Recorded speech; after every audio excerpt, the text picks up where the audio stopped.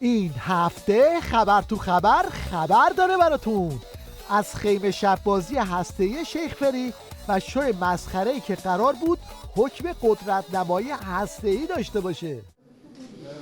آقای دکتر بسم الله الرحمن الرحیم. این واسه سانتریفیوژ بانک خونه آقای دکتر، یه سانتریفیوژی که واسه بانک خونه قبلا از آلمان می‌خواستن بخرن، مشکلاتش ما الان واسهشون ساختیم. این یه سانتریفیوژ میچرخه، این خونی که میذارن توش چیزای خون رو از هم جدا میکنه، مشتقاتو. بله. اینم دوترهایی است که الان دیدید و به خصوص مال قربالگری، این سیستم قربالگری به چی؟ بله الان دیدید. بله.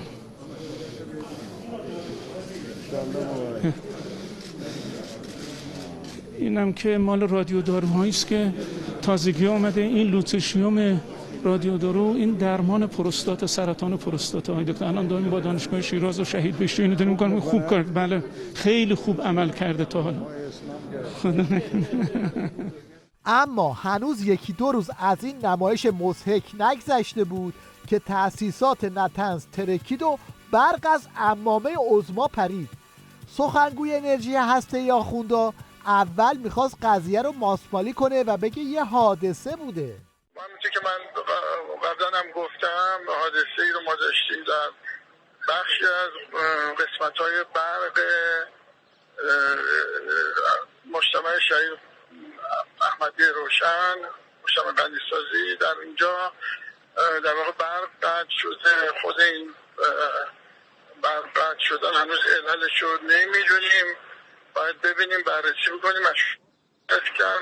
البته ما خوشبختانه هیچ تلفات، صدماتی نداشتیم و هیچ آلودگی، هیچ مشکل خاصی هم نیست. اما قضیه به قدری بیخدار بود که همین سخنگو رو در وضعیت آشولاش آوردن جلوی دوربین تا از این قمپوزا در کنه.